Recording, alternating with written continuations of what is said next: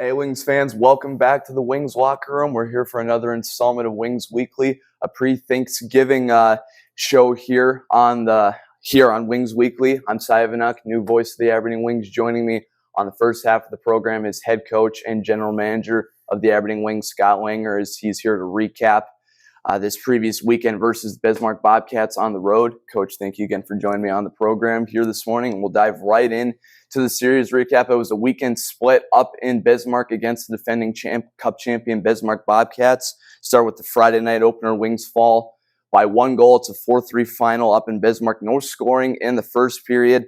Bismarck getting on the score sheet first at the 7:20 mark of the second period. A power play goal from Mark Evans, his 6th of the year, gets the Cats up 1-0 in the second period. At the 5:36 mark, Aberdeen's able to tie it up from Easton Edwards, his 8th tally of the year from Matthew Martin and Jibber Cool gathering the assists there. Bismarck's able to retake the lead at the end of the second period. A power play goal with 33 seconds left in the middle frame from Cooper Williams, his 16th of the year. Bismarck with a 2-1 advantage after 40 minutes of play.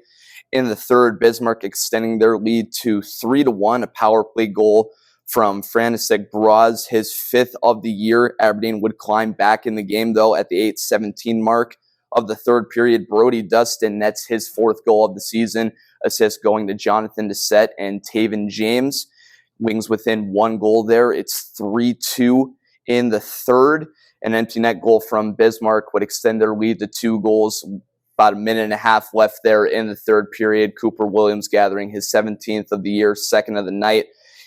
Still, Aberdeen wouldn't go away, though, with under a minute left, 47 seconds. Easton Edwards, his 2nd of the game, 9th of the year, goes bar down from Matthew Martin, and Finn Safer with the assist on Edwards, 2nd of the game. Unfortunately, the Wings couldn't pick up another goal there to send it to overtime. Wings fall 4-3. Adam Dyball gets the start in net on Friday night, stopping 32 of 35 Bismarck's shots. Unfortunately, that snaps his streak of 4 straight wins there on Friday night. Wings, unfortunately, could not find a power play goal on Friday night. They go 0 for 4 on the man advantage. Bismarck, unfortunately, goes 3 for 5 on the power play, and that was kind of one of the biggest stories of the game there on Friday night. Coach, just what was your evaluations there from the Friday night opener? Oh, I mean, you just said it. It's special teams. They ended up getting 3. We didn't get any on 5 or 6 chances, and our penalty kill was not very good, and they were able to capitalize, and that was the big difference. I mean, 5-on-5, it was completely different hockey game. 5-on-5, the numbers show that. So, but we took some undisciplined penalties at bad times, and they were able to capitalize on them. And we didn't. It wasn't for lack of chances either. We had power plays with even a 5-minute major, and we just couldn't capitalize. It just wasn't. It wasn't going. But our physicality was down that game as well. And when we're not a physical hockey team, we don't tend to come out on top. And when you look at the numbers there, we were extremely low on our contacts. Was there anything that Bismarck did on Friday night that kind of just pulled you guys out of your game plan there from the start, or what exactly happened there on Friday night that just kind of let things slip away there? Well, I don't really know if the game slipped away. It was a good hockey game. I mean, it was 2 teams competing. They competed well. We competed well. I mean, at the end of the day, the first goal they scored, I mean, we were playing pretty well, and then they scored that one, a little deflation. And then the penalty started coming. So, especially when you're in there building any place on the road, I mean, you don't want to be on the bad side of specialty teams, and we were for sure on Friday. What do you try to tell your players there, when you're kind of starting to take those penalties that you don't necessarily want to see? What's the message on the bench there to try to, steer the guys out of that direction? Well, I mean, at this level, I mean, you can send a message. You probably don't want to know what that is, but I mean, at the other side, they're smart enough to know when they're taking a good or bad penalty. You take someone with you, it's a good penalty. You put yourself down in situations, it's a bad penalty. You don't have to sit there and be in his ear the whole time. They know, especially when they're getting scored on and they're sitting in the box not helping their teammates. So, eventually you figure it out. Just kind of an off night there for the Wings on Friday night, but a much different game on Saturday night. Wings skate away to a 5-2 win and leave Bismarck with a series split and still on top of the Central Division standings. We'll get to that in just a moment here. Looking at the Saturday night recap, though, Bismarck gets on the board first again, this time in the first period, less than 5 minutes in, from Charlie Kressel. For Bismarck, Aberdeen would respond, though, from Owen Pitter's power play goal at the 2:15 mark of the first period from Cooper Anderson and Matthew Martin. And a big credit to Owen Pitters there, getting on the score sheet in quite some time. And it's a 1-1 game after the first 20 minutes there on Saturday night. Wings would take the lead for the first time on the weekend at the 17-12 mark on Saturday night in the second period. Cooper Anderson from Charlie Birchfield. I think actually Birchfield got credit for a tip-in on that goal. So it was actually Birchfield from Anderson and James. Wings take the 2-1 lead there early in the second period on Saturday night. Matthew Martin getting a goal himself from Brody Dustin and Easton Edwards about midway through the second period. Wings with a 3-1 lead. Bismarck would climb back within one. A goal from Noah Zitsky at the 7-11 mark of the second. It's 3-2 Wings at that point, but two more goals from Aberdeen at the end of the second. One from Finn Safer, Easton Edwards, and Matthew Martin with the assist on Safer's goal. Wings up 4-2 at that point. Then Matthew Martin's second goal of the period, second goal of the game from Cooper Anderson, who we'll talk with later on in the program. And Sam Sheets, Wings up 5-2 after 40. No scoring in the third, which means the Wings hold on to that 5-2 victory on Saturday night, securing the weekend split. Willem Braun gets the start in net on Saturday and stops 26 of 28 Bismarck shots. Much better night for the Wings in terms of the power play. Aberdeen goes 2 for 7. And the penalty kill also has a solid night as well, rebounding and stopping both of Bismarck's power play opportunities there on Saturday night. Coach, just a much better effort in just a complete 60-minute game there on Saturday. What were the big successes in your point there on Saturday? Well, I would say obviously it's a better outcome. You know, wouldn't say it's a better effort. I mean, we were able to score. Our specialty teams were really good. I mean, that was again the difference in the game. You know, not giving anything up and putting 2 power play goals on the board. You know, we spent a lot of the day working on our specialty teams during that, you know, that downtime at the hotel, and it paid off. And our guys showed up. They were tested. You know, we challenged them big time, and they rose to the occasion. And you mentioned it, you know, Saturday you were working a lot on the specialty teams. You know, it's a big rebound, you know, giving up 3 power play goals the night before to scoring 2 and shutting Bismarck's specialty teams out. And I mentioned it multiple times on the program and even on the broadcast here this year, just the resiliency of this team. You know, nothing seems to get them down. You know, even on Friday night, Bismarck's able to score an empty net goal. Obviously, the Wings lose the game, but even Edwards, you know, still making a play and scoring there in the final minute of the third period to get the Wings back within 1. And then Saturday, even going down by a goal within the first 5 minutes of the game. Nothing shakes these boys. You know, how do you, you know, what's it like coaching these guys? And, you know, where does the resiliency come from in this group? I mean, it's recruited. Right, it's recruited and then it's reinforced by the staff. You know, you bring guys into your locker room that have won, and when you win, you also face adversity, because losing is how you learn, right? And you know, when you can lose and move on, or you can lose and learn from it. And you know, these guys tend to learn from it. I mean, we woke up Saturday morning at 6 a.m. to NAHL.com saying there was a new sheriff in town. You think we needed any more motivation to come back in first place? We didn't need any more motivation than that. You know, their locker room was like a Stanley Cup down there when they beat us. So we knew we had a job to do. We wanted to come home in the top spot, and our guys performed to that level, and we won the game. Absolutely. And like Coach said, you know, Aberdeen leaves the weekend with the series split, but more importantly, still on top of the Central Division by 1 point over the Bismarck Bobcats with that weekend split up in the North Dakota State Capitol. But now shifting focus to Wednesday night. It's only a 1-game week here for the Aberdeen Wings, and it's at home at the Odde Ice Center on Wednesday night against the in-state rival Watertown Shamrocks. Doors open 5:30, puck drops 7:15 here at the Odde on Wednesday night. Coach, you know, obviously a short week, but a quick week. You know, it's a quick turnaround, 1 game, but it's on Wednesday, so you only get essentially, you know, 2, maybe 3 days of practice here. What's this week of practice here going to look like? What's shifting? What's going to look different? What's going to be needed Wednesday against Watertown to come up with the W before Thanksgiving hits? So today we spent some time working on some things we thought we struggled with a little bit there over the weekend. Tomorrow we'll work a little bit on Watertown, but I think the biggest thing at this time of the year with only one game, and coming off a 2-game weekend against, when in a hard series, you got to make sure you guys have their legs come 7:15 on Wednesday night. So, you certainly can't bury them. You can't run them too hard, but you got to make sure you put them through the paces. And that's what we're doing. So we're all about starting on time here Wednesday. I mean, Wednesday, the day before Thanksgiving is always a great game. It's one of the best games of the year.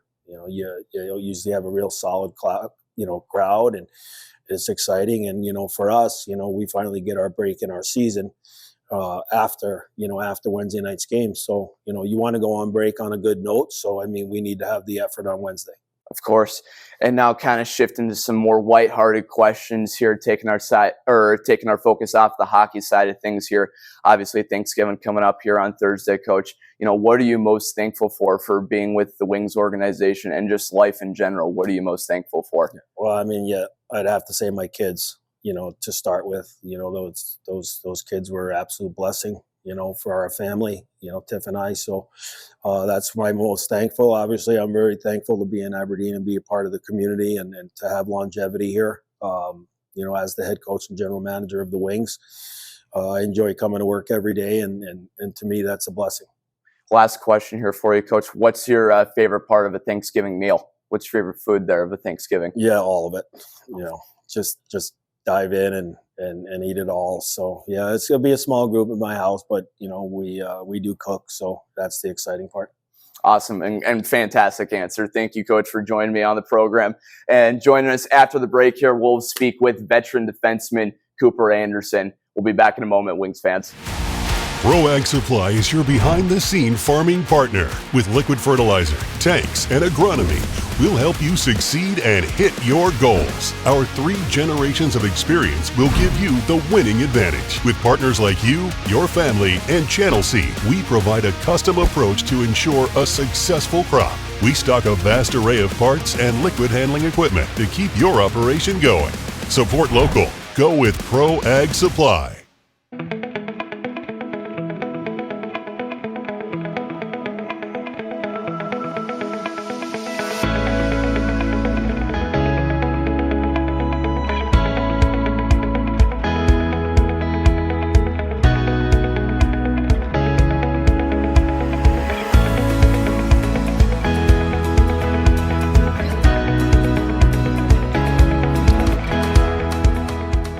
Hey, Wings fans, welcome back to the second half of Wings Weekly. And joining me on the program is veteran defenseman for the Aberdeen Wings, Cooper Anderson. Coop, thank you for joining me on the program. Before we start this little fun segment of 20 questions here, how does it feel to be back here in Aberdeen and playing in front of the Odde faithful? Awesome. I love being back this year. We got a great group of guys, and then obviously the fans make this place what it is. So I'm just excited to be here. Awesome, man. First, how did you end up here in Aberdeen? What was the recruitment process like for the Wings to come your junior hockey home? So it was right before my senior year of high school, Minnesota High School Elite League. One of our old assistant coach actually found me, and then I signed a tender with them before my senior year of high school. Sweet. That's awesome.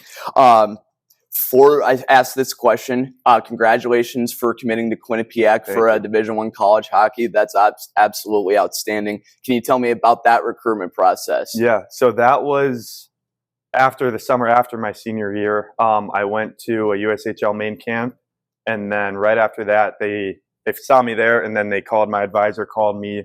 We got a visit set up.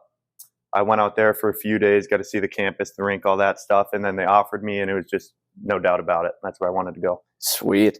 What is your best attribute on the ice? What makes Cooper Anderson Cooper Anderson? I think it's how I see the game and see the ice. I think I process everything at a pretty high speed, and that lets me kind of anticipate plays and see what's going to happen before they happen. Awesome, man. Can you talk about being a captain and playing for Elk River High School and just growing up in Minnesota in general? It was great. I mean, obviously the Minnesota high school hockey scene is something special. So I got to play with my buddies until I graduated. I got to live at home until I graduated. So that's just something special. And I was lucky to experience that, and go to a state tournament was just unreal. Cool. And can you talk about, what an honor it was like to being a captain for your high school team? Yeah, obviously that's a big deal. It's a big honor and accomplishment. So I think that was a great experience for me, and I learned a lot of things doing that too that I can carry here, not being a captain, but just some leadership skills I learned from that. Of course. What was your most memorable moment in your hockey career so far? I'd say playing at the X in the state tournament for sure. Got to be it in front of 19,000. Yeah, I can't beat that, No, can't you? Can't.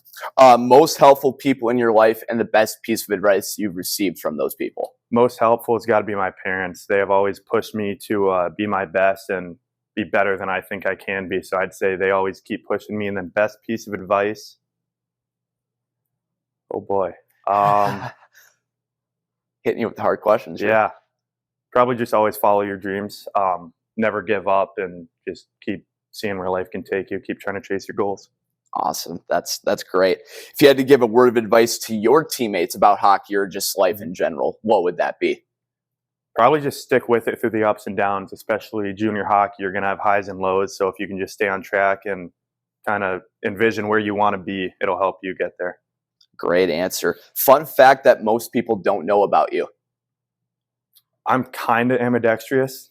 I can eat with both hands. It's just kind of whatever I pick the fork up with and stuff like that. Okay, no, that's cool. I like that. What's it like rooming with your defensive partner and other veteran defenseman Briggs Orr? It's something. I love it. We're I don't know. We're kind of a lot when we're together, but I mean, it's great. I wouldn't want to do it with anyone else, and I think it helps us on the ice too with our chemistry for sure. But I love it. Of course. Bringing it back to the hockey side of things here, Coop. You're currently the fourth leading scorer on the Wings this season with 2 goals and 22 assists for 24 total points. What's the biggest reason for your on-ice success here this season? I think it's a lot of the coaching. They've put a lot of trust in me that I can go play how I feel like I can play. And then obviously my teammates trust me a lot, so it allows me to play with confidence. And then obviously 22 assists, I can't do it without the guys that are scoring the goals. So shout out to those guys. Of course. Absolutely. It's a full team effort, right? For sure, 100%. So final hockey question here for you, Coop. Short turnaround after a weekend split up in Bismarck against the Cats. You're going to be at home in the Odde Ice Center on Wednesday against the Watertown Shamrocks. Gonna be a big crowd, I would imagine, and it's always fun playing in the Odde on the night before Thanksgiving. What's going to take for the Wings to get the W on Wednesday against your in-state rival? Well, I think we've seen Watertown a lot, and I think it's always a tight game when we play them. So I think we just have to out-physical them, just be more physical, and then play how we've been playing. We've been putting up a lot of goals, so I think if we can continue that, I think we'll be good. Love that answer. Now shifting to some more lighthearted questions here, Cooper. Obviously, it's Thanksgiving week. What are you most thankful for? I'm most thankful for my family, and then obviously the guys around me here and the opportunity I have to play in Aberdeen. Fantastic answer. And last question here for you, Coop. Thanksgiving meal. What do you dive into first, or what's your favorite part of a Thanksgiving meal? Turkey's first. Mac and cheese is great, but you got to go turkey first. Turkey first. Mac and cheese ain't a bad answer either. Great. Coop, thank you for joining me on the program. As it's a weekday manatee here at the Odde Ice Center. Thanksgiving Eve presented by Dakota Digital versus the Watertown Shamrocks. Doors open at 5:30. Puck drops at 7:15 p.m. All tickets can be purchased at tickets.aberdeenwings.com at all C Express locations in Aberdeen or at the Lincoln Repair Aberdeen Wings box office inside the Odde Ice Center lobby. After an off weekend, the Wings are back on the road versus the St. Cloud Norsemen on Friday, December 5th. Puck drop will be at 7 o'clock. Saturday, December 6th will be a 6:30 p.m. puck drop there from St. Cloud. You can watch all the games on NAHL TV, or you can listen to me, Cy Evanuck, with the audio at Hub City Radio, the Hub City Radio app, or on 94.1 The Rock FM. Help us help you, whether it's reading in the classroom, teaching floor hockey and healthy habits, or just being an extra pair of hands to volunteer. Get in contact with us today at media@aberdeenwings.com for Wings community involvement. Sponsorships and reserve season tickets are still available for the 25-26 season. Call Aaron today at 605-380-5852 or email Ryan at media@aberdeenwings.com for more information. And last but not least, for the latest news and info on your Aberdeen Wings, visit aberdeenwings.com or follow us on Facebook, Twitter, TikTok, and Instagram. And that'll wrap it up for us here on Wings Weekly. We'll be back for another episode next week. See you later, Wings fans.